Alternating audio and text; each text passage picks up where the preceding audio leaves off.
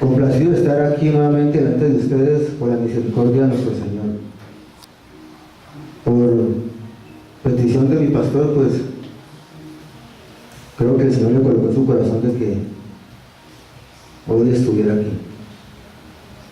Hoy saludamos a todos los que están a través de internet, deseando una buena tarde y que la palabra del Señor hoy haga un eco, un efecto en sus vidas y que despierte en su espíritu el deseo y el anhelo de conocerle.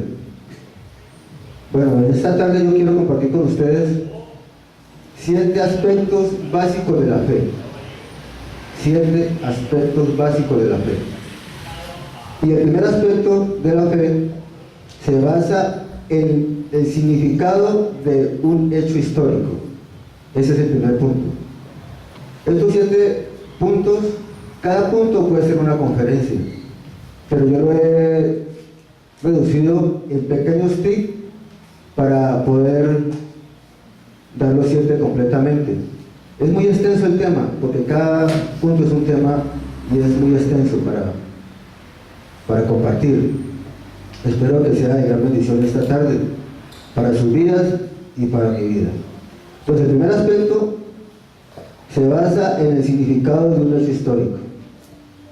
El segundo aspecto, la fe es más que un acto de creer.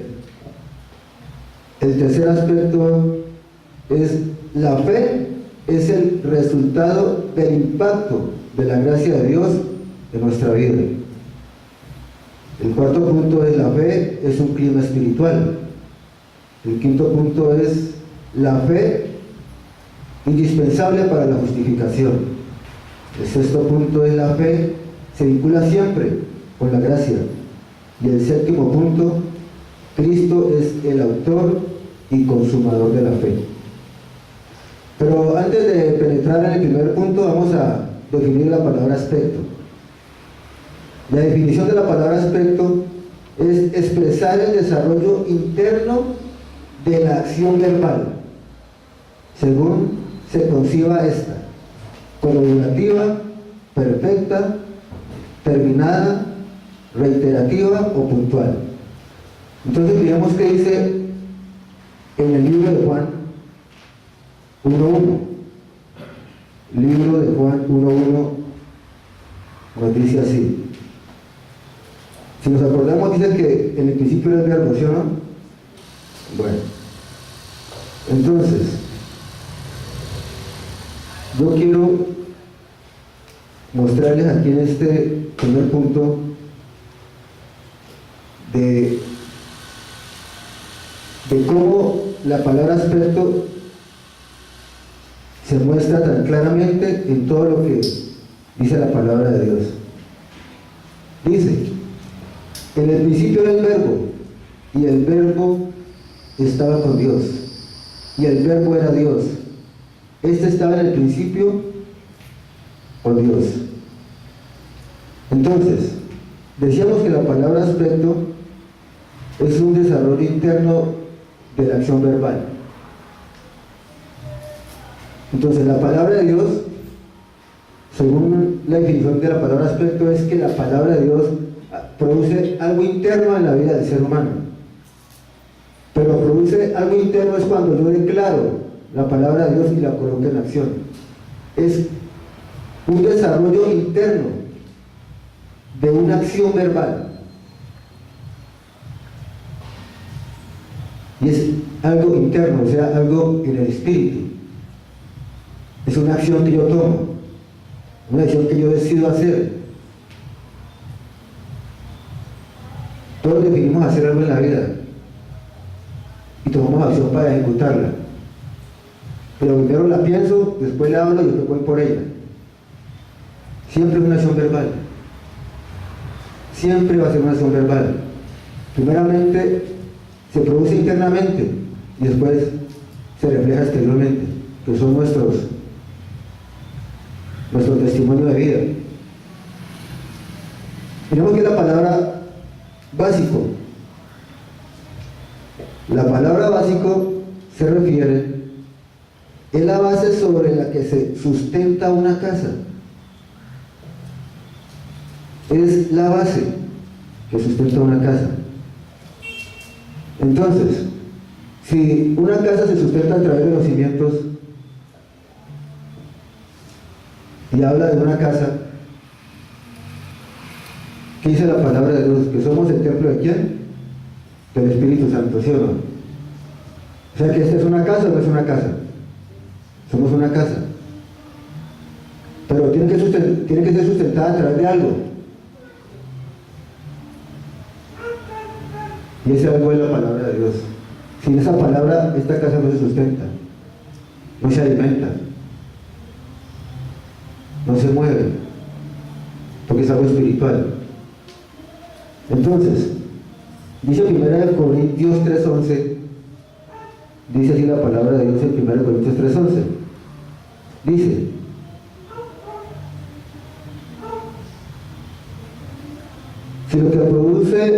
si lo que parece tuvo gloria, mucho más glorioso será lo que permanece.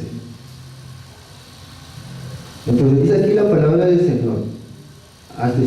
Este es segunda y es 1 Corintios, pero más o menos es el mismo significado. Entonces dice 1 Corintios 3:11, dice aquí: nadie puede poner otro fundamento que el que está puesto, el cual es Jesucristo.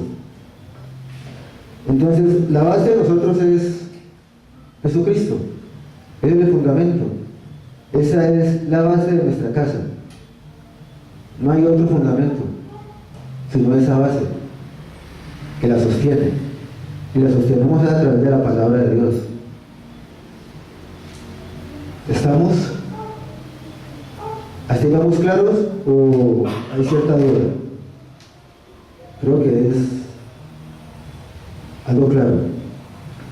O sea que la base de nosotros es la palabra de Dios y el fundamento es Jesucristo, y Jesucristo declara que la palabra de Dios. Entonces ya tenemos dos puntos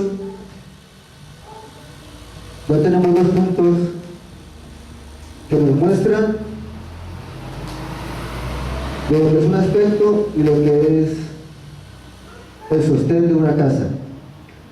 Ahora, la fe es aprobación que se da a alguna verdad o confianza que una persona deposita en otra. Esa es la fe. Entonces, es una verdad. Primero, es una aprobación. Segundo, es una verdad. Tercero, que da confianza que depositamos en otra persona. Nosotros humanamente siempre, de alguna manera, depositamos la confianza en otra persona para hacer algo, porque todo no lo podemos hacer nosotros mismos. Siempre colocamos la confianza en otra persona para delegar alguna función. Nosotros hemos colocado nuestra confianza en el único que nos puede llevar al lugar donde Él está. Y ese alguien es Jesucristo. Y lo hacemos por fe. O sea que nosotros le aprobamos a Dios. Nosotros voluntariamente dimos la aprobación. Creímos una verdad y le dimos la confianza a Jesucristo de que realmente Él sí nos llevaba al cielo. Es un documento que certifica la verdad de algo. Ese documento es la palabra de Dios. Certifica que es verdad, que es realidad. Es una creencia en algo, sin necesidad de que haya sido confirmado por la experiencia, la razón o confirmado por la ciencia. ¿Todos hemos creído por fe o no? ¿Hemos ido a averiguarle a alguien erudito en ciencia si eso es verdad o es mentira? Yo creo que no. Hemos creído, voluntariamente lo hemos hecho y voluntariamente estamos aquí.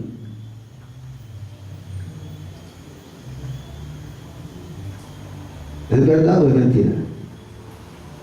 Es una creencia en algo sin necesidad de que haya sido confirmado por la experiencia, la razón o confirmado por la ciencia. Esa es la fe. Ahora, ¿qué es la fe? La fe es confianza, es creer, fidelidad, obediencia y seguridad. Aquí hay 5 realidades que nosotros hemos creído. Tuvimos confianza, hemos creído, tenemos fidelidad con Dios, hemos obedecido y tenemos seguridad de que es una realidad en nuestra vida. Amén. Ahora sigamos con el primer punto de nuestro tema. La fe se basa en el significado de un hecho histórico. Eso lo encontramos en Hechos 17:3. Declarando y exponiendo por medio de las Escrituras que era necesario que el Cristo padeciese y resucitase de entre los muertos, y que Jesús, a quien yo os anuncio, decía él, es el Cristo. Aquí en Hechos 17:3 nos muestra claramente que estamos aquí porque hemos creído en un hecho histórico. Si no fuera así, aquí no estaríamos. Hemos creído en un hecho que nosotros no vivimos, que nosotros no vimos, que nosotros no oímos. Hemos creído algo, a un hecho histórico. Como hemos creído en lo que hizo Simón Bolívar, como hemos creído como lo que hizo Antonio Nariño, nuestros próceres, hemos creído estas historias. Así hemos creído en Jesús, en un hecho histórico. En la vida de un hombre que lo hizo todo por usted y por mí. Fue un hombre que pagó en la cruz, que derramó su sangre y que ha cambiado y transformado nuestras vidas. Es un hecho histórico que hoy sigue causando impacto en la vida de las personas. ¿Eso se hace por cómo? Por fe. Esa es una base. Ahí como hemos creído de plantar una semilla para poder ver el resultado tiempo después, así plantamos nuestra semilla en confianza, creer, fidelidad, obediencia y seguridad. Estos 5 aspectos son la vida de Jesús, y en eso hemos colocado nuestra confianza. Dice: la predicación y argumento de Pablo era probar que Jesús es el Cristo. Él debía sufrir por nosotros, porque no puede adquirir de otro modo la redención por nosotros. Y debía resucitar, porque de otro modo no puede aplicar la redención en nosotros. Ese histórico ha producido en nosotros la redención.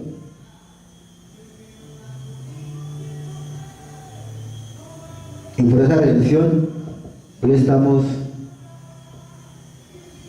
redimidos en Cristo Jesús, de gozar una nueva vida. Hoy vivimos una nueva vida terrenal en Cristo, pero la futura va a ser supremamente superior a esta. Es el inicio de algo glorioso en nuestra vida. Amén. Es el primer aspecto. Vamos para nuestro segundo aspecto. La fe es más que un acto de creer. Santiago 2:19. Dice así: tú crees que Dios es uno, bien haces. También los demonios creen y tiemblan. ¿Tú crees que Dios es uno? Bien haces. dice que también los demonios creen y tiemblan. La aceptación intelectual de algún credo no es equivalente a la fe salvadora. Muchos creen en cualquier cosa. Muchos creen hasta en los demonios, porque se sujetan a los demonios, hacen cultos a Satanás, y eso es adorar a demonios. Pero los demonios, al escuchar el nombre de Jesús, dice ahí que tiemblan. Pero yo le aseguro que tiemblan más los demonios que los hijos de Dios. Le tienen más temor los demonios al Creador que los hijos de Dios.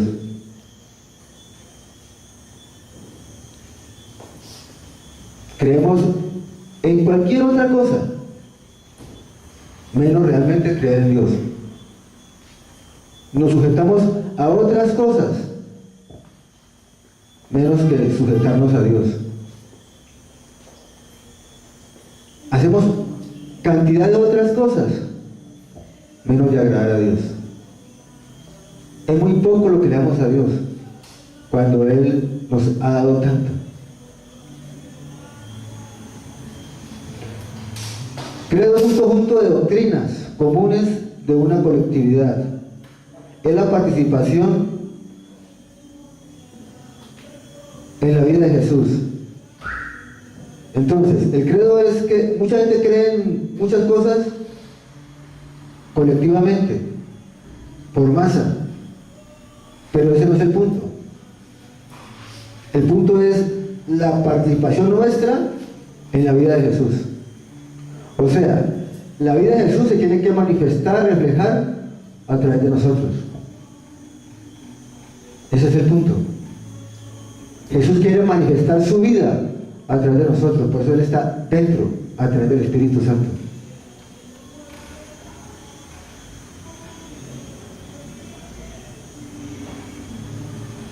El punto clave es: Jesús se está manifestando a través de mi vida. La gente ve a Jesús a través de mi vida. Jesús camina a través de mí. Ese es el punto. ¿O en qué estamos creyendo? Hay muchas cosas en que creer, pero esas cosas no glorifican al Señor. Lo que glorifica es que la vida de Jesús se manifieste a través de nosotros. La obediencia prueba nuestro conocimiento de Dios. El amor genuino a Dios y una verdadera relación con Él debe evidenciarse en la lealtad que profesamos.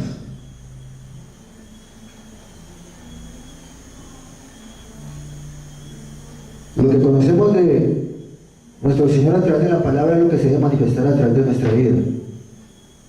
Porque lo que tenemos en nosotros nos lleva a participar de la vida de Jesús. ¿Por qué? Porque vamos a hacer lo que Él es. Ahí se manifiesta si realmente Él permanece en nosotros o no.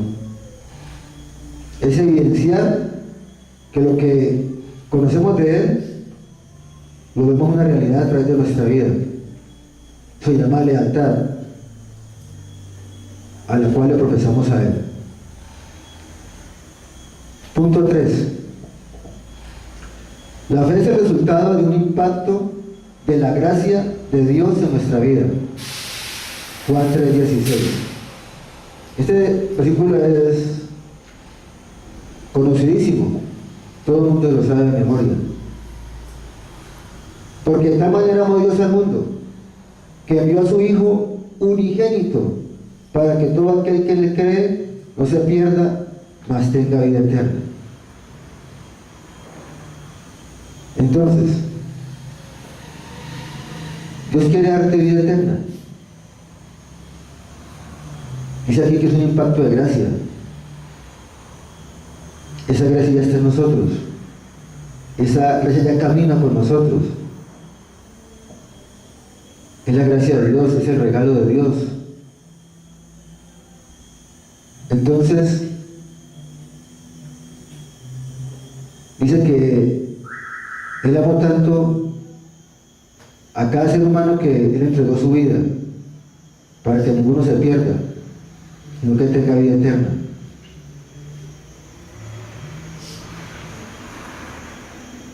Los dos puntos anteriores nos evidencian que es un hecho histórico y que es una acción de creer. El punto 3 nos está mostrando que es creyendo en Jesús, es que vas a tener vida eterna y que no te vas a perder. Yo creo que los que estamos aquí ya estamos claros en eso y que cada uno de nosotros ya tenemos esa vida eterna. Amén. El tema de este resumen del Evangelio es el amor de Dios manifestado de una manera infinitamente gloriosa. Dios nos amó. Este es el punto de partida para el desarrollo de una experiencia de vida. Cada persona que recibe a Jesús como Señor y Salvador inicia una experiencia de vida. Hemos evidenciado en nosotros esa experiencia de vida. Realmente Jesús sí vive a través de nosotros, sí le profesamos lealtad, sí se evidencia en nosotros ese amor de Dios, sí se manifiesta en nosotros esa gloria de Dios.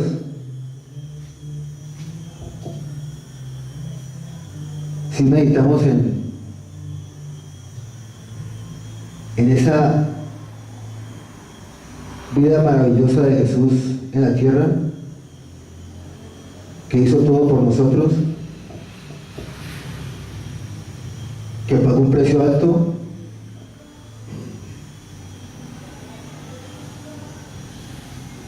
esa es la gracia. Esa es la gracia de Dios en nuestra vida. Cuarto punto. La fe es un clima espiritual. 2 Corintios 7:7. La fe es un clima espiritual. Y no solo con su venida, sino también con la consolación con que Él ha sido consolado en cuanto a vosotros, haciéndonos saber vuestro gran afecto, vuestro llanto, vuestra solicitud por mí, de manera que me regocijé aún más. Aquí está hablando de la vida del apóstol Pablo, de cómo ellos hicieron algo por él, se manifestaron en amor hacia Pablo. Por eso dice que es un clima espiritual. La fe trae arrepentimiento, obediencia, consolación, aliento y alegría a una persona. Eso le pasó a Pablo. Los de Corinto, a través de una carta que él o a través de una corrección que él hizo que fue algo fuerte, ellos no se cargaron con Pablo. Antes, lo que él les dijo lo llevaba a un arrepentimiento. Y a través de eso, ellos hicieron algo por Pablo. O sea que la palabra de Dios nos trae confrontación. La palabra de Dios nos trae arrepentimiento. La palabra de Dios nos trae convencimiento de que hay que dar un paso al costado y realmente hacer lo que Él dice.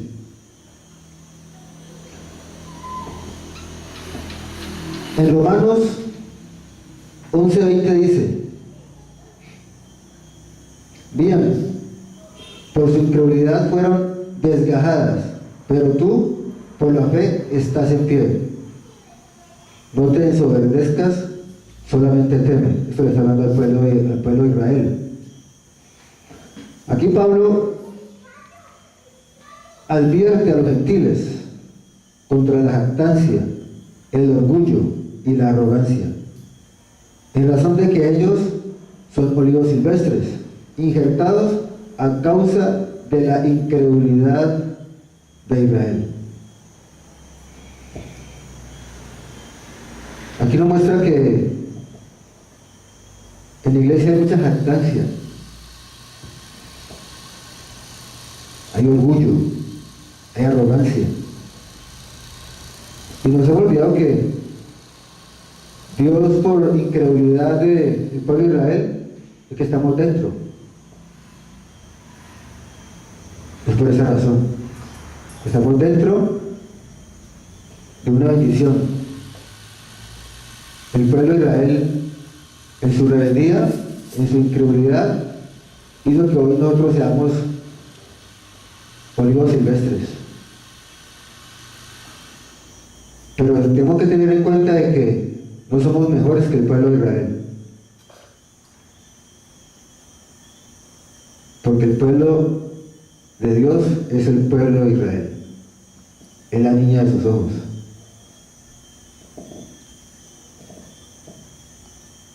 Olvidémonos de la arrogancia, de la jactancia, del orgullo, y realmente seamos humildes. Porque todo eso que tenemos lo hemos recibido únicamente por fe, únicamente por fe, por haber creído. Lo que el pueblo de Israel en su tiempo no ha creído y aún no lo ha querido creer.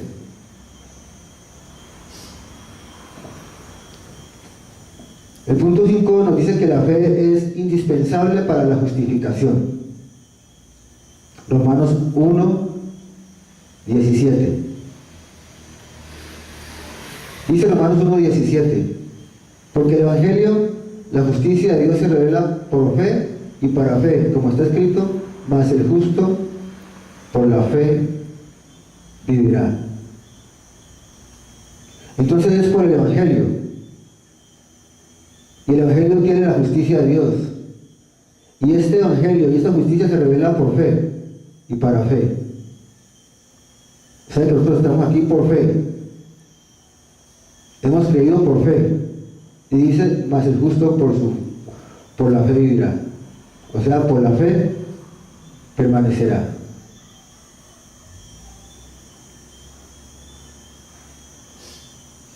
Estamos por fe. Únicamente por fe, porque hemos creído en un hecho histórico. Y ese hecho histórico ha causado impacto en nuestra vida. Y por eso, ese hecho histórico, estamos hoy aquí, en esta congregación. Es por fe. Es un punto básico. Hoy tenemos justificación porque hemos creído al Evangelio. Y a través del Evangelio hemos recibido la justicia de Dios.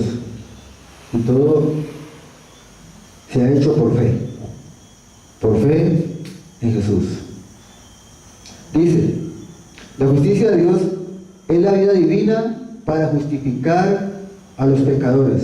Esto es, restablecer su inocencia ante el Señor sin comprometer en absoluto la pureza de la ley moral. Esa es la justicia de Dios. Es una vida divina que ha justificado a los pecadores, a todo aquel que cree. Es una vida limpia, una vida pura, que nos ha hecho justos. Y esa vida es la vida de Jesús.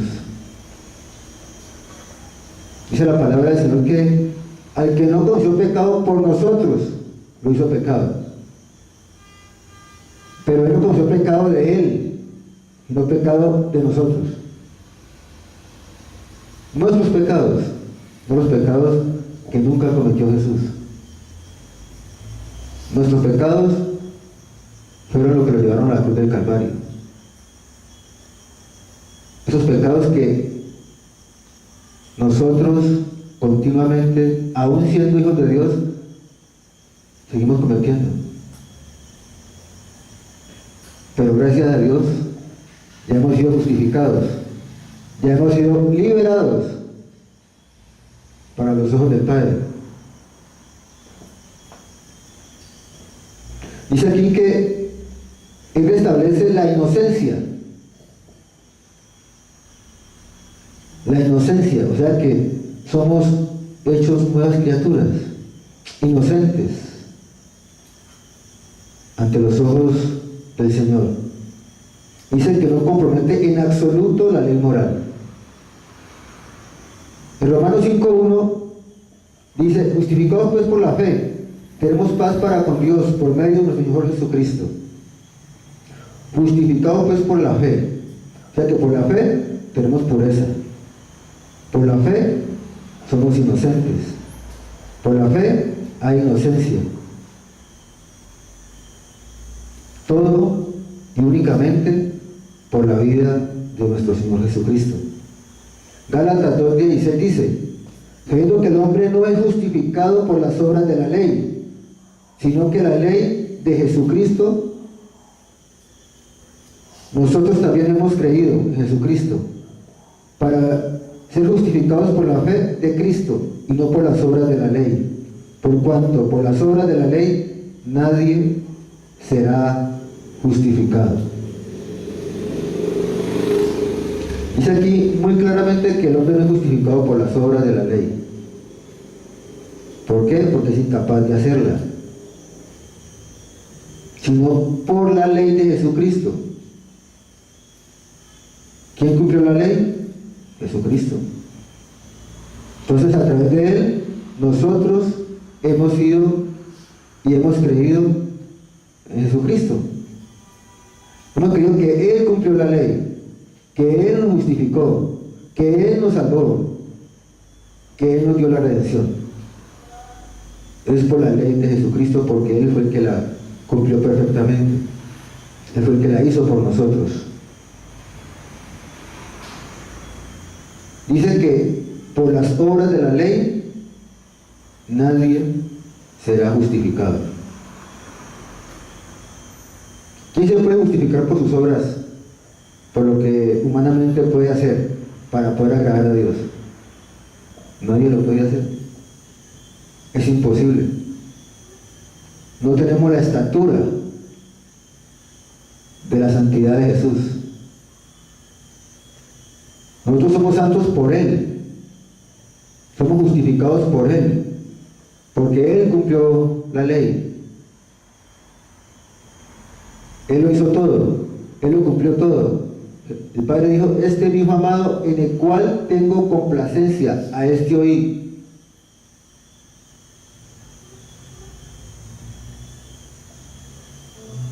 Por eso, hoy se nos hace más claramente saber de que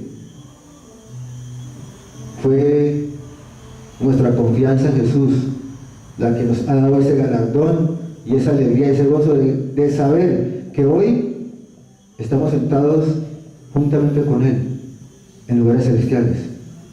Estando aquí, ya estamos allá.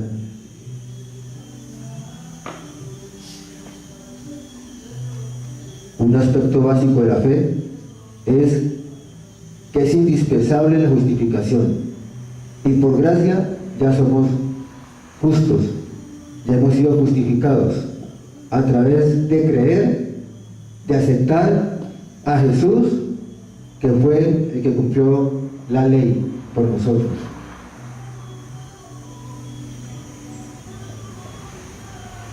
Dice, Pablo y Pedro concuerdan en que no hay distinción entre judíos y gentiles en lo que se refiere a la salvación.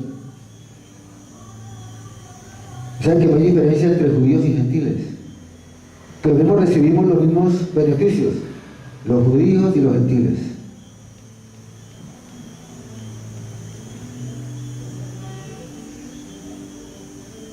La salvación es para todos, no hay excepción. Todo aquel que crea que necesita de Jesús, Él está a la puerta. Solamente hay que abrir el corazón para que Él tome posesión y te haga hijo y te haga merecedor del reino de los cielos. Hay pocos judíos que han aceptado a Jesús, pero dice la palabra que llegará el momento que van a creer en masa. Pero la iglesia no va a estar para ese tiempo. La iglesia ya no estará. Ya no estará la iglesia. Y no veremos ese acontecimiento de ver a los judíos llegar en masa a los pies de Cristo. Pero que es una verdad, es una verdad. ¿Está establecido por Dios? Está establecido por Dios.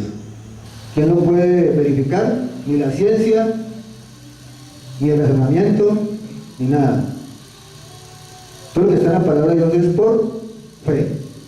Es la base de la fe, creer. Establecerlo en nuestra vida como una verdad absoluta.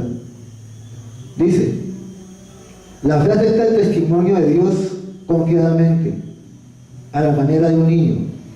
Y la salvación es una dádiva gratuita.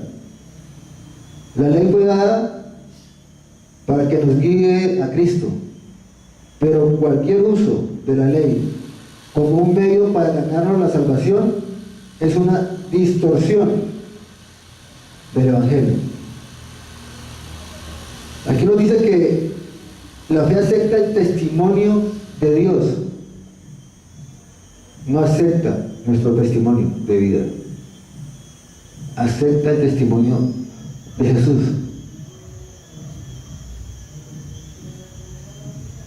Acepta el testimonio de Dios. Entonces, nosotros hemos aceptado el testimonio de Dios y lo hemos hecho confiadamente. ¿A la manera de qué? De un niño. Cuando llegó a nosotros la palabra de Dios, aceptamos el testimonio de Jesús y dijimos: sí, acepto, lo recibo, le abro la puerta como Señor y Salvador, y lo recibimos a manera de un niño, sin colocar objeciones, sin colocar parámetros, sin colocar murallas, colocar tantas cosas, el por qué y para qué, o tal vez y cómo así. No, dijimos sí. O alguien colocó algo para poderlo recibir. Yo creo que ninguno ha hecho eso. Solamente el que no quiere lo hace. Le coloca tantas cosas. No, hoy no, tal vez cuando esté mejor, tal vez cuando cambie un poquitico más. Bueno, colocan su razonamiento. Pero dice que hay que recibir la manera de un niño, confiadamente. ¿El testimonio de quién? ¿De Ovidio? Creo que no. ¿De Rosa? Creo que no. ¿Del Papa? Yo creo que tampoco. ¿De San Pepito? Yo creo que menos. Hemos recibido el testimonio de Jesús y lo hemos hecho confiadamente. Amén. Y por haber confiado confiadamente en el testimonio de Jesús, pues hoy estamos con Él. Hoy estamos gozándonos de algo, primeramente naturalmente, y después va a estar celestialmente en el cielo. Dice, lo quiero repetir nuevamente: la fe acepta el testimonio de Dios confiadamente, a la manera de un niño, y la salvación es una dádiva gratuita por creer como niños confiadamente en el testimonio de Dios. La ley fue dada para que nos guíe a Cristo. O sea que la ley es una base, es un espejo para que nos miremos ahí y nos demos cuenta que no es por la ley, porque la ley no la podemos cumplir. Entonces la ley nos llevó ¿a quién? A confiar en el testimonio de quién? En el testimonio de Dios. Eso hace la ley. Pero cualquiera o cualquier que le dé uso a la ley como medio para ganarnos la salvación es una distorsión del Evangelio. Cualquiera que quiera cumplir la ley, que coloque parámetros, porque he escuchado cantidad de argumentos que llevan a los fieles de la iglesia a hacer cosas que ni siquiera lo que la están declarando la pueden hacer, y le meten miedo, pavor de ley a la iglesia.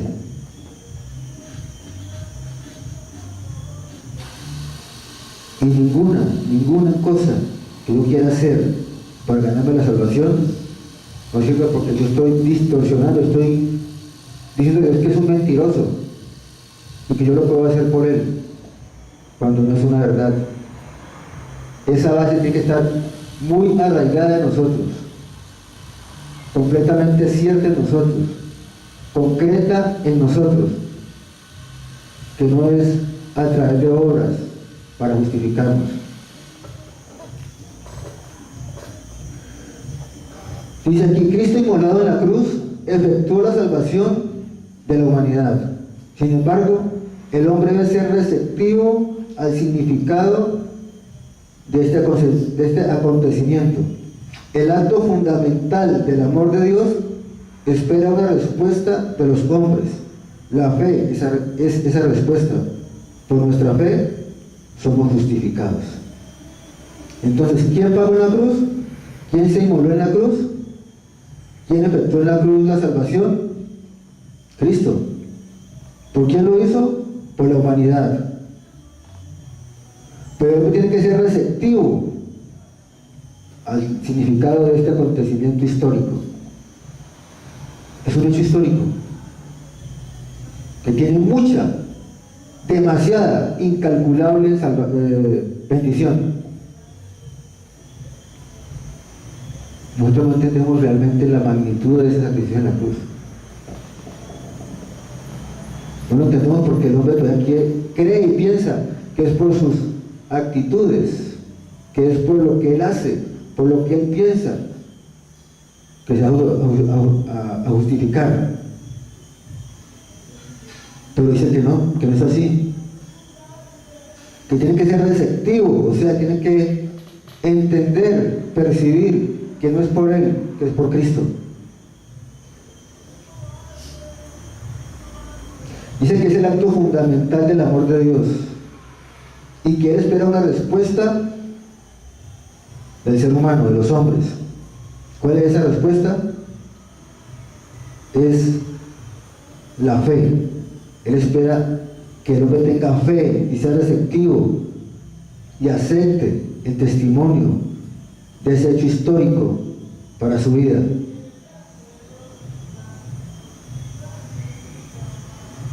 Por nuestra fe somos justificados.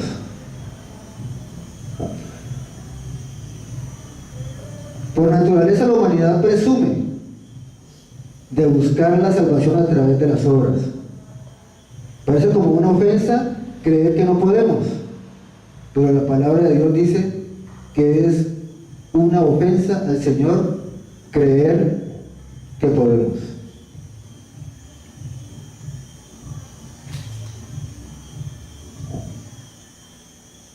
La naturaleza humana presume, cree, piensa, que no es que yo lo puedo hacer, eso es fácil.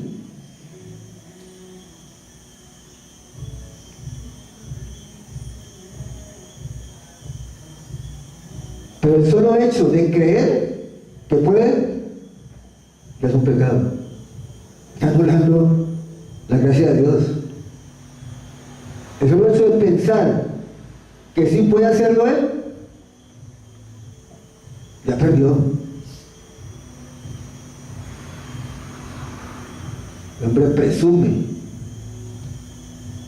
que es superior al Creador. le digo que los demonios tienen más claro el poder de Dios, porque tiemblan. El hombre no tiembla, el hombre presume que lo puede justificar, que lo puede hacer.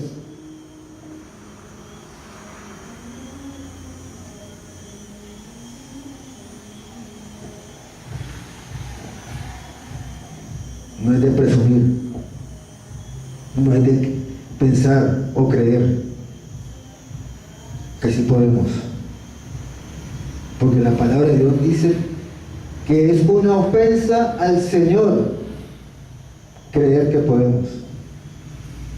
Es una ofensa el hecho de pensar, únicamente pensar que sí podemos.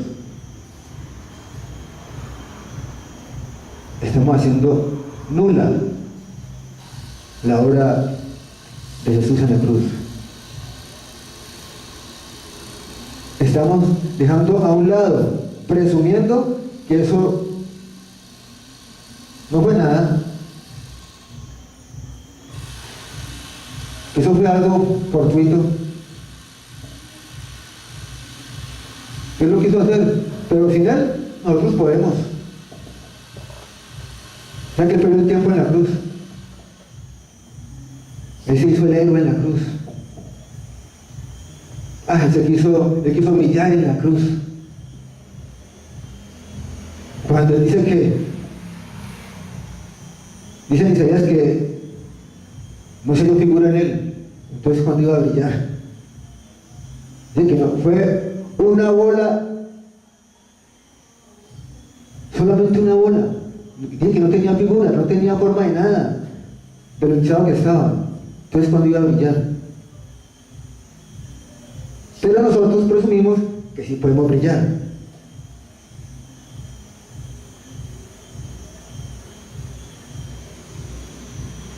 Y anulamos la obra de Jesús en la cruz. No podemos. Por más que quiera, no podemos. Te podrás inventar lo que tú quieras, lo que tú desees. No vas a poder. Porque eso es algo espiritual.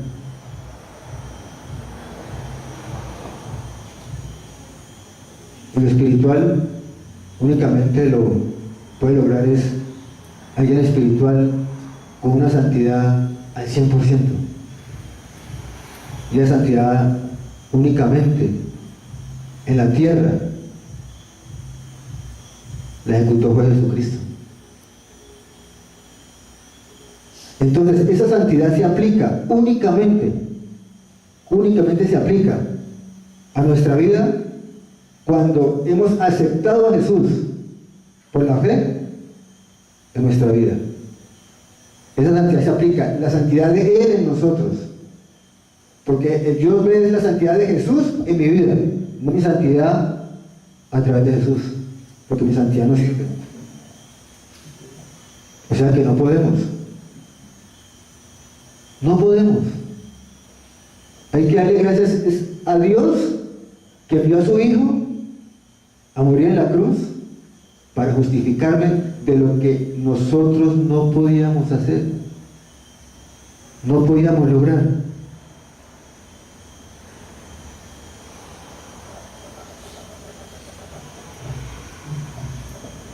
Así somos de orgullosos, de jactanciosos, de soberbios, de creer de que sí podemos. ¿Cuál equivocado estamos? Sexto punto. La fe se vincula siempre con la gracia. Mateo 11:25. La fe se vincula siempre con la gracia. Yo solamente deseo y espero que en esta noche lo que el Espíritu Santo está dando se quede arraigado, plantado en buena tierra y que dé mucho fruto. Son principios básicos de la fe. Dice Mateo 11:25: En aquel tiempo respondió Jesús, dijo, te alabo Padre, Señor de los cielos y la tierra, porque escondiste estas cosas de los sabios y de los entendidos, porque las revelaste a los niños. En el punto anterior hablaba también de niños, ¿sí o no? Aquí también vuelve y habla de niños. Dice que el soberbio no lo va a aceptar, no va a ser receptivo, no lo va a calcular, ni siquiera lo va a pensar, solamente cree que puede, solamente piensa que puede. O sea que el mucho conocimiento envanece, ciega, nubla la mente y cree que por lo que sabe, con eso tiene. Ni siquiera ha pensado que todo lo que tiene conocimiento es porque Dios se lo ha permitido, porque Dios se lo ha dado, porque ni siquiera han calculado pensar que Dios lo hizo todo. Todo lo que usted sabe, Dios ya lo sabía. Todo lo que usted ha estudiado y se ha preparado, Dios ya lo sabe. Ya dejó todo eso. Dios dejó todo eso ¿para qué? Para que el hombre gozara de una vida abundante en la tierra, se educara. Pero ese desvanecimiento de conocer tantas cosas le lleva a tener la mente nublada, cegada, creyendo que él puede, que él lo sabe y que sabe cómo hacerlo. Pero dice aquí que uno tiene que ser como niño. Dice que solamente los niños reciben esta revelación, solamente los niños, los que sin colocar los parámetros, las objeciones, dicen sí, yo creo, coloco mi confianza, yo creo que Él obedeció por mí.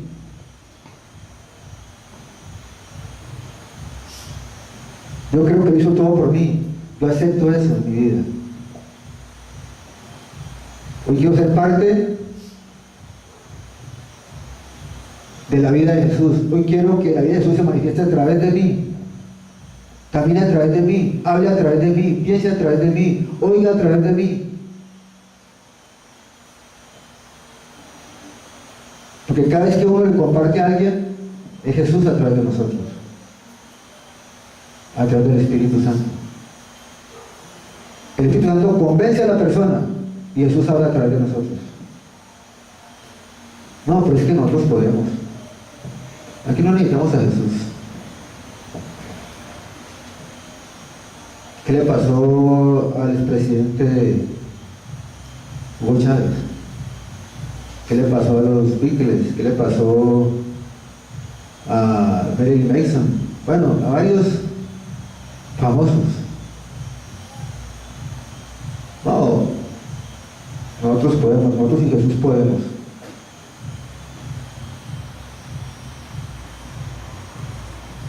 Y todos se han muerto, pero se han muerto porque ellos podían.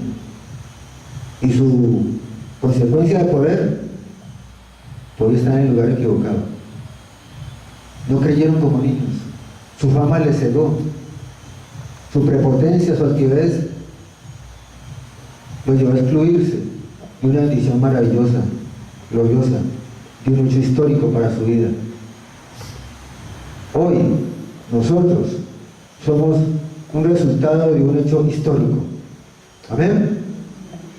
1 Corintios 18:31 dice: porque la palabra de la cruz es locura a los que se pierden, pero a los que se salvan, esto es a nosotros, es poder de Dios. Más claro de ahí yo creo que no se puede. Yo siempre he sido claro. Dios no ha escatimado nada, nada, no nos ha escondido nada. Él no ha escondido nada. Solamente los incrédulos, los insensatos, los arrogantes, los prepotentes son los que no quieren percibir eso, no son receptivos a un fundamento. no son receptivos a una base sólida, no son receptivos ni siquiera a meditar que la base únicamente es la fe, es la fe. Yo me pregunto, ellos creyeron que pueden ser cantantes algún día, lo creyeron. Alguien dijo, no, tú tienes una buena voz, puedes llegar lejos, juntémonos con 2 o 3 más y formamos una banda y empezamos a ver nuestros pinitos y llegaron lejos. ¿Lo creyeron o no lo creyeron? Lo creyeron. Alguien dijo, yo tengo un talento para ser médico, yo tengo algo en mí que me dice que eso me gusta. ¿Se lo creyó o no se lo creyó? Se lo creyó.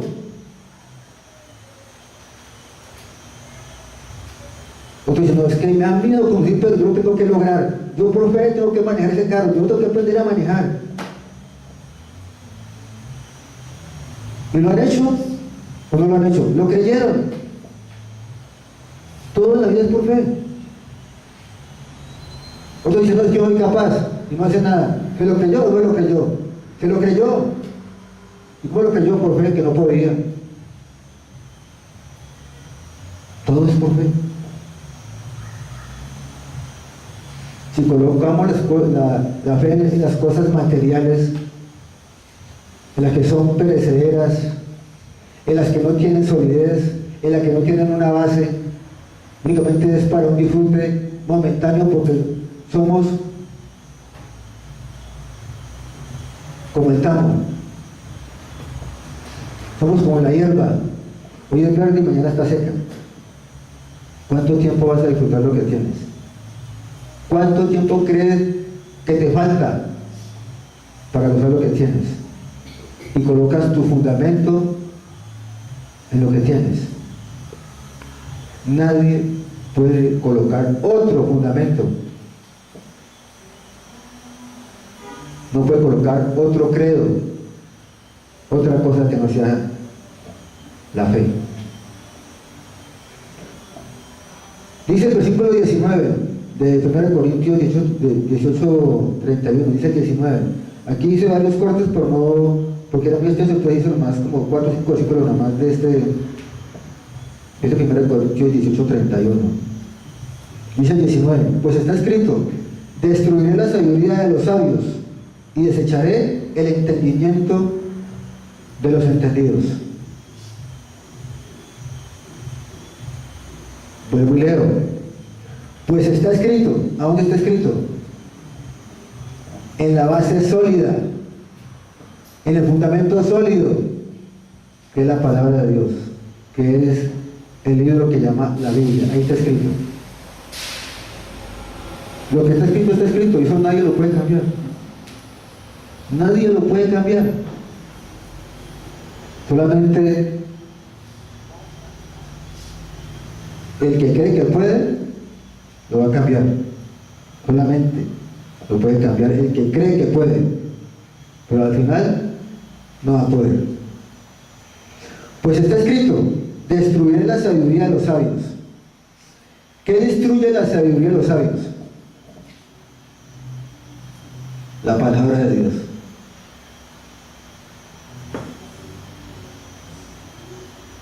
La sabiduría de un sabio no tiene argumentos para pelear con Dios.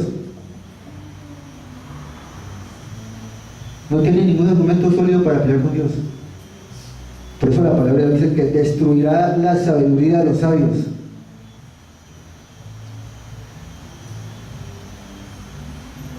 Y dice, y desecharé el entendimiento de los entendidos. Puede ser muy entendido, puede tener mucha sabiduría,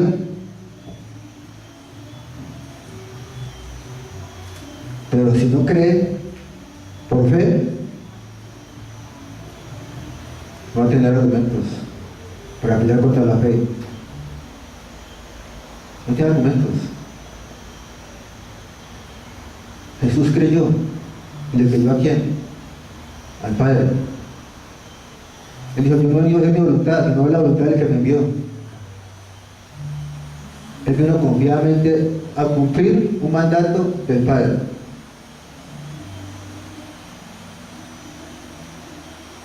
Dice el 30.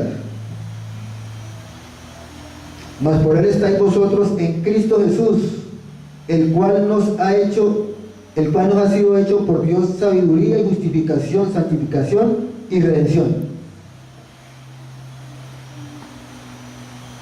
Dice, por él estáis vosotros en Cristo. Por él. ¿Por quién? Por Dios. ¿Cuál Dios? El Padre. Mas por él estáis vosotros en Cristo, el cual nos ha sido hecho por Dios sabiduría, santificación y redención. Yo pregunto, ¿quién puede hacer esto por sí solo? ¿Quién puede ser? ¿Quién se puede justificar? ¿Quién se puede santificar? ¿Y quién puede tener la redención por sí mismo?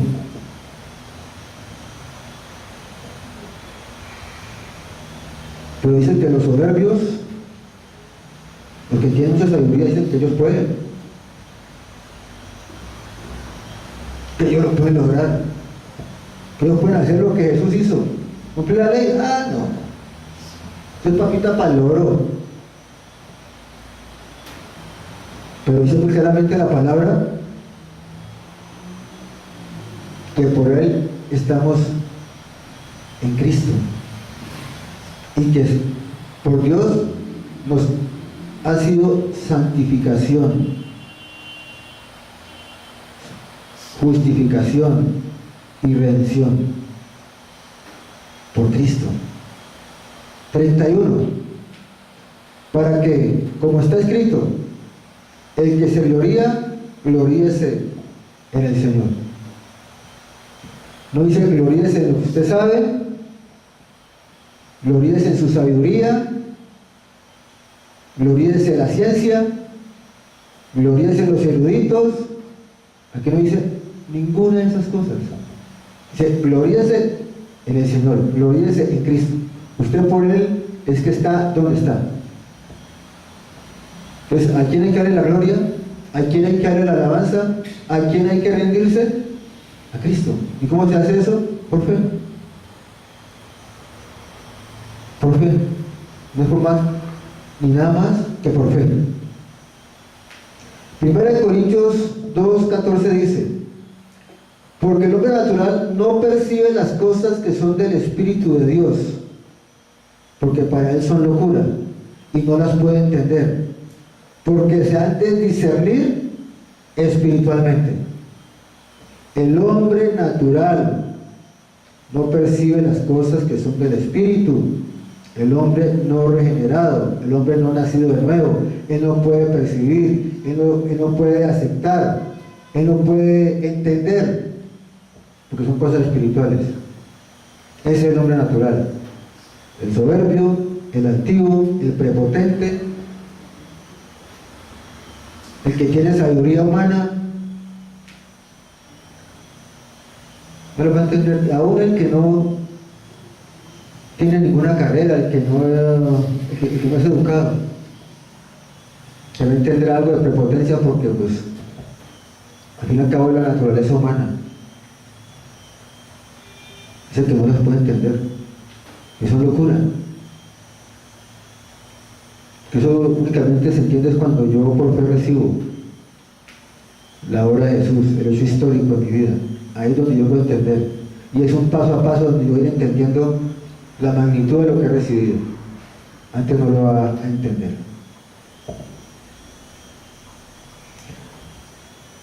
Dice que para el hombre natural eso es locura. Dice que nunca las puede discernir espiritualmente, porque es algo espiritual, no es algo natural. Dice, el mensaje de la cruz no tiene requisitos de santidad, de conocimiento, de buenas obras. Dice que los requisitos de santidad de conocimiento y buenas obras, dice que eso no tiene nada que ver. No tiene ningún requisito. No es ni por santidad, ni conocimiento, ni buenas obras. No son los poderosos, ni los sabios los que se salvan, puesto que el espíritu del incrédulo está muerto. No puede responder si no es por la gracia. Es la capacidad de responder a Él. Es la capacidad de aceptarlo a Él. Es la que me lleva a entender. Antes no lo va a entender. No lo va a entender. Es el mensaje de la cruz. Dice que no tiene ningún requisito de santidad, de conocimiento ni buenas obras. Que ni los poderosos ni los sabios son los que se salvan. Puesto que el espíritu del incrédulo está muerto, o sea, no está regenerado, no puede responder si no es por la gracia, es por la capacidad de responder a Él, es por la gracia, es por recibir la dádiva, el don perfecto, el regalo de Dios, la salvación. Solamente cuando yo acepto, yo recibo el fundamento que es la fe, que es por fe, es donde yo empiezo a entender. Porque ya no está muerto. Ya el espíritu que está muerto ya toma vida. Es allí donde empieza a fluir la palabra de Dios en el espíritu. Ya no se vuelve locura, ¿no? Ya se vuelve una realidad en su espíritu. No regenerado, para él es una locura. Tengo que hacer algo. ¿Cómo así? Es que yo puedo hacer cualquier cosa para llevarme mi salvación. Pues haciendo cualquier otra cosa yo puedo ser hijo de Dios. Dice que no. El no regenerado es hijo del diablo, dice la palabra de Dios en Juan. El que ya regenerado ya es hijo de Dios. Van las dos posiciones. Dice, desde el punto de vista espiritual, la gente está dividida en tres categorías, lo cual esclarece cómo la relación de la cruz es recibida del lado humano. Entonces, hay tres categorías.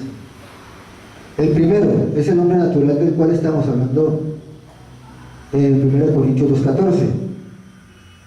El hombre natural no regenerado y alejado del Espíritu no tiene aprecio por el Evangelio. El hombre no regenerado, o sea, no nacido de nuevo, el que tiene el Espíritu muerto, no acepta el Evangelio, porque para él es locura. Ese es el primero de la categoría de la cual estamos hablando. El segundo es el hombre espiritual. Dice, regenerado y en posesión de madurez espiritual, como los que están libres de inclinaciones sectarias, tienen una naturaleza que responde a la verdad, y los incrédulos lo encuentran difícil de comprender. El hombre no regenerado, no nacido de nuevo. El espiritual ya entiende, el espiritual ya percibe, ya adquiere una posición de madurez, ya es libre, libre de cualquier credo, libre de cualquier secta, porque ya conoce la verdad. Y tiene la naturaleza de responder a la verdad. Y los incrédulos le encuentran muy difícil, pero muy difícil de entender, de comprender, porque como ellos son sabios, pero su sabiduría es tan inicua, tan limitada, tan escasa, que no lo pueden entender, y nunca lo van a entender, a menos que sean regenerados, que hayan nacido de nuevo. El tercero es el hombre carnal. Aquí en este punto del hombre carnal, muchos piensan que porque ha recibido a Cristo y sigue siendo su vida natural, normal, cree que no es hijo de Dios, pero la palabra dice otra cosa. Hay que tenerlo muy en cuenta, hay que tenerlo muy clarito, porque es que Dios no te dice hoy sí, mañana no. Ah, hoy creíste, te acepto. Ah, le paraste, pero ya, tú ya no sirves, o sea que ya no sos. Pero la palabra dice otra cosa. Habla de un hombre carnal, espiritual, y un hombre carnal regenerado, o sea, nacido de nuevo. Dice aquí, el hombre carnal regenerado, pero viviendo de forma parecida a los que no lo son. ¿Cuáles son esos? Los hombres naturales, los hombres no regenerados. O sea, habiendo recibido a Cristo, su vida sigue siendo igual. O sea, no se le ve la manifestación de la vida de Jesús en él. Pero es hijo de Dios, ya regenerado. Ese es el hombre carnal.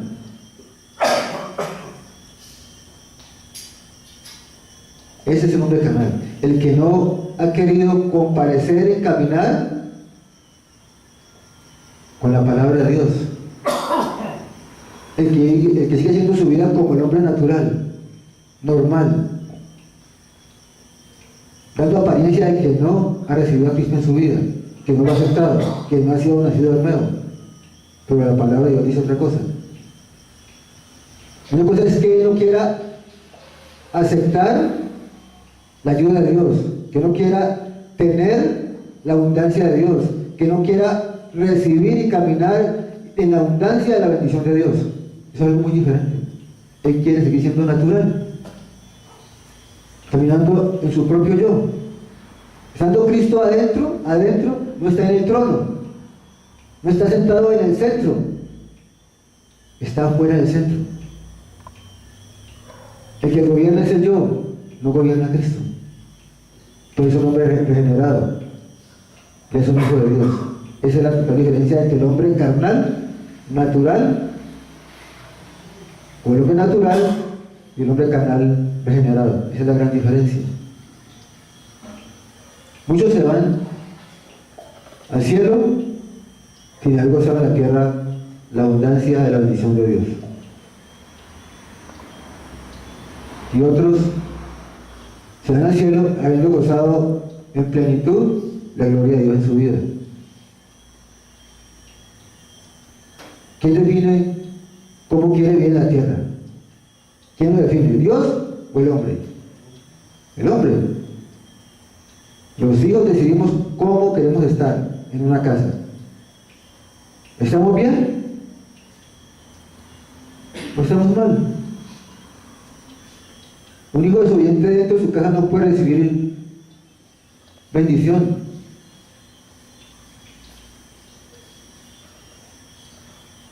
Pero un hombre obediente dentro de una casa abre la boca y todo el mundo le corre. ¿O no es así? Así es con Dios. Dios te va a formar. Siendo tu hijo te va a formar. Al paso a paso y a paso que tú camines, Él te va a bendecir. Pero un hombre, hijo de Dios carnal, si no paso a paso no hace lo que a Dios le agrada, no puede recibir bendición. Dios le da el pan. Dios le da pan al que come y semilla al que siembra.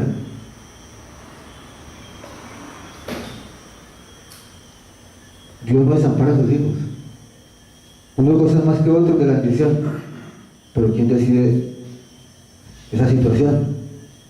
¿Y todo se hace por cómo? Por fe. Es por fe, es por la gracia de Dios. Dice, los hombres carnales regenerados, pero viviendo de una forma parecida a los que no lo son creyentes de comportamiento infantil, o sea, de un niño, como se ve en los celosos, con un espíritu sectario, una vida cristiana inmadura, y más preocupada por las opiniones humanas que por Cristo. Ese es el hombre carnal natural. Ese es el hombre carnal que vive una vida como un carnal natural, con una vida de niño, con una vida inmadura, con una vida sin propósitos espirituales.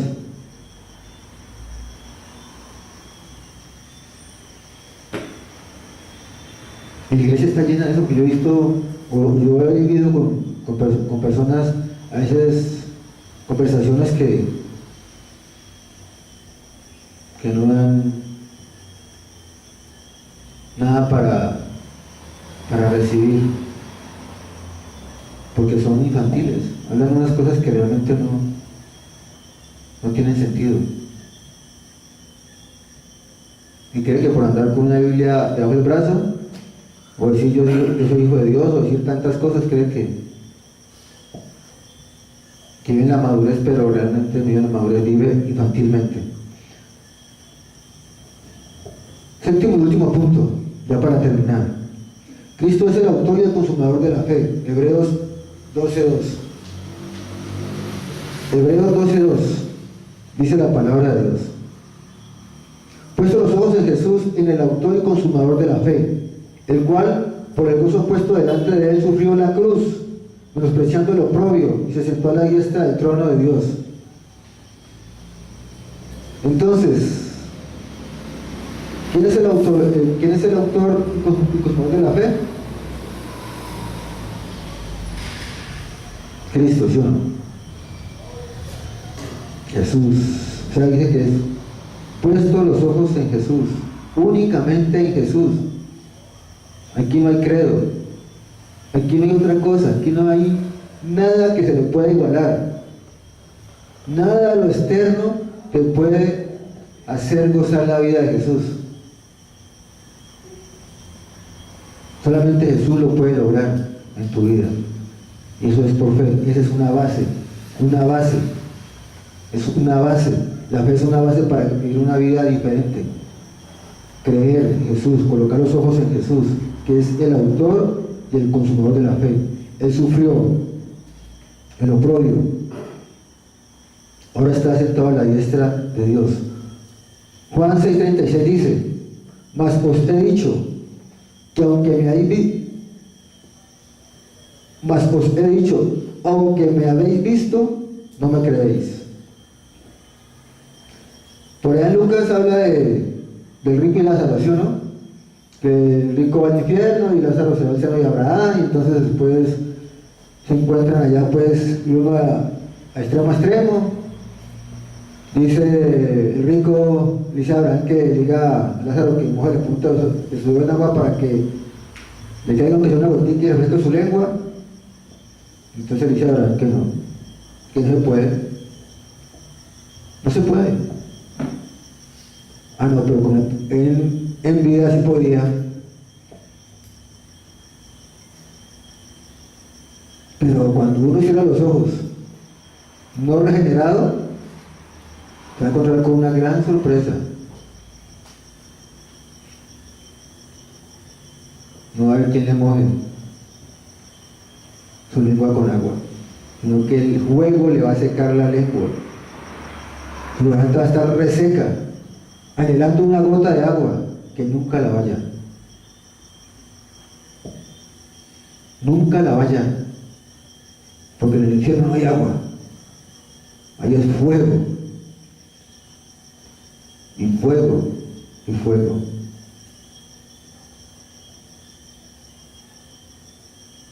Si no colocamos los ojos en Jesús. A ti, querido amigo que estás a través de internet, solamente te digo una cosa: si tú no colocas los ojos en el autor y consumador de la fe, algo grave va a pasar en tu vida si cierras tus ojos antes de ser regenerado. Debes de aceptar a Jesús en tu vida, porque Él es el que te va a regenerar, te va a dar vida, porque estás muerto, un espíritu muerto. Y si estás muerto y cierras tus ojos, no habrá quien sacie tu sed. Jesús es la respuesta. Tienes que ser receptivo al Evangelio. Tienes que ser receptivo a Jesús, a ese hecho histórico que cambiará tu vida. Dice aquí, Romanos 7:6 dice: pero ahora estamos libres de la ley, por haber muerto para aquella en que estábamos sujetos, de modo que si vamos bajo el régimen nuevo del Espíritu y no bajo el régimen viejo de la letra, o sea, de la ley.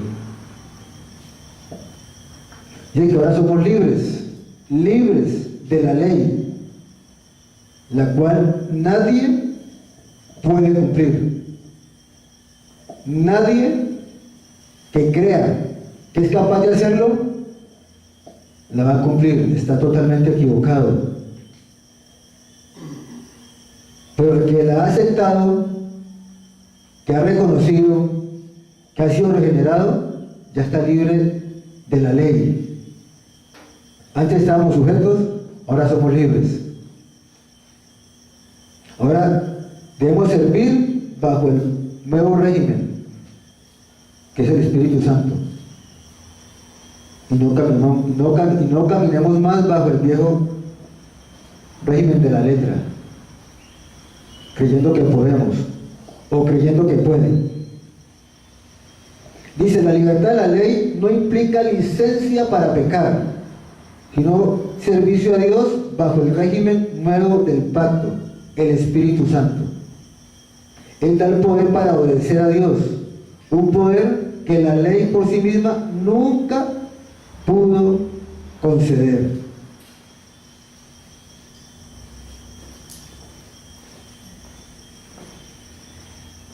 Ahora estamos bajo un nuevo régimen, que es el nuevo pacto, el Espíritu Santo. Y el Espíritu Santo es el que nos da poder para obedecer a Dios. Él es el que nos redarguye, Él es el que nos mueve, Él es el que nos incita a obedecer a Dios, el Espíritu Santo. Porque dice muy claramente aquí: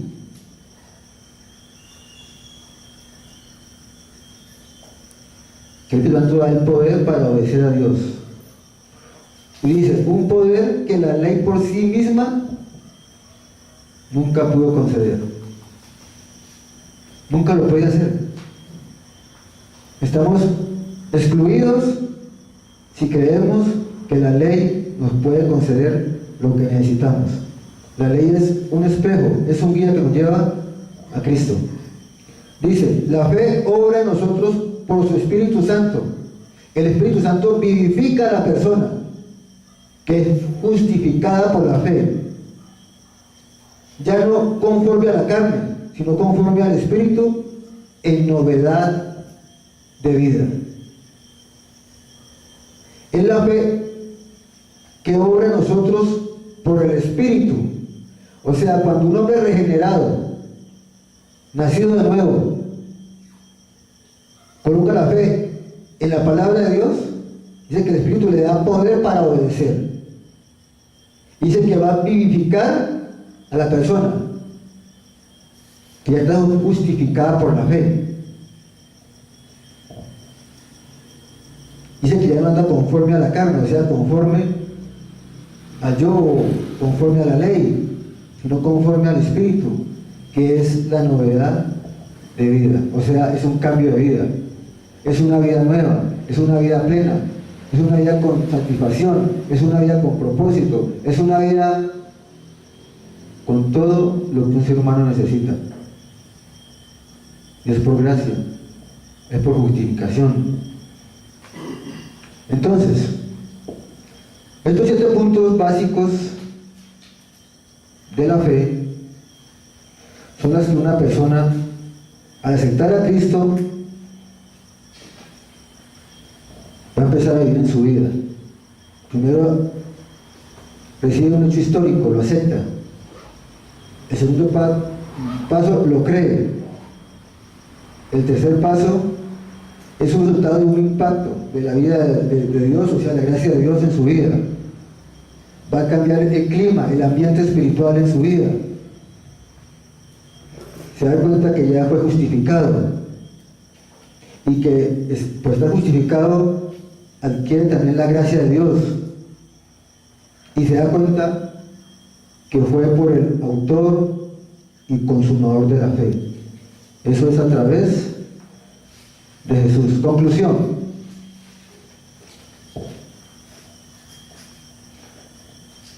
Estos 7 aspectos básicos de la fe deben expresar en el ser humano un desarrollo interno de una acción verbal que es fundamental para un cambio de vida. Y esto solo se logra colocando la confianza por fe en Cristo Jesús.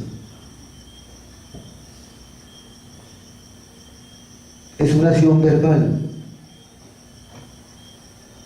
Es dar un paso, es una acción, es dar un paso para que la palabra de Dios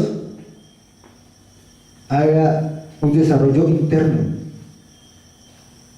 Y ese desarrollo interno se manifiesta a través de lo externo. ¿Estamos? Pero solamente a través de colocar la confianza por fe en Cristo Jesús. Pongámonos de pie, por favor.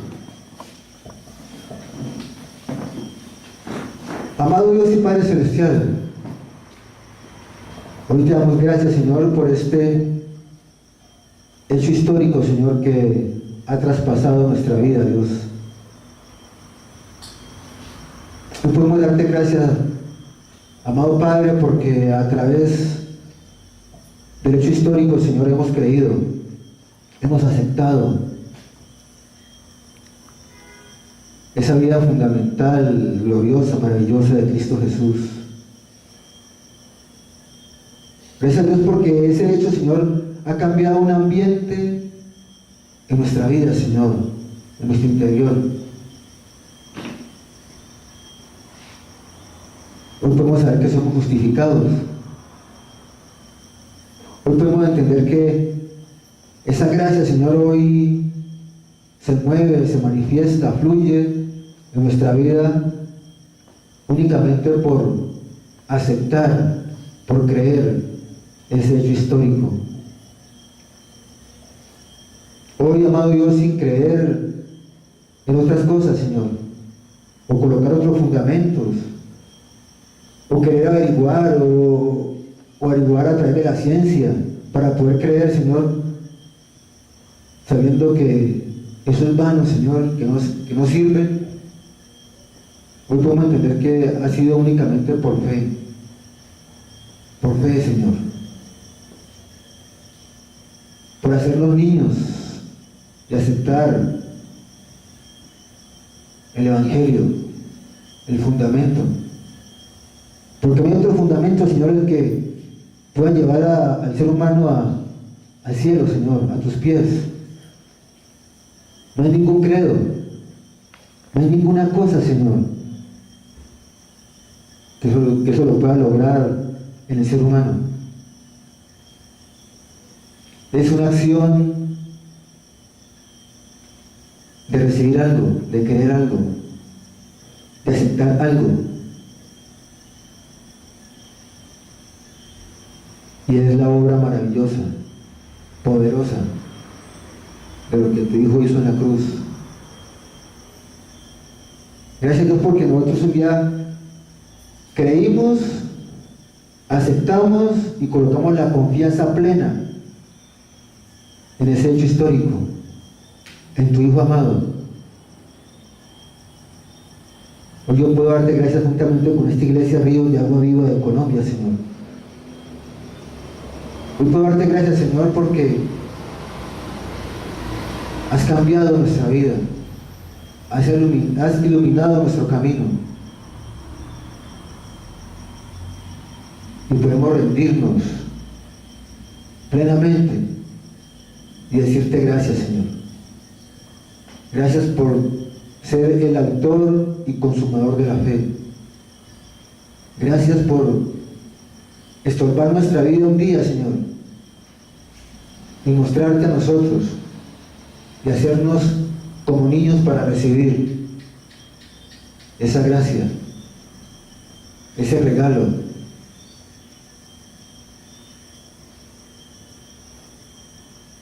Padre amado, yo te doy gracias en esta hora, Señor, por cada uno de mis hermanos, que así como tú, Señor, nos trajiste este pequeño rebaño, también lo lleves con confianza, seguridad, Señor, a sus lugares, a sus casas, Dios.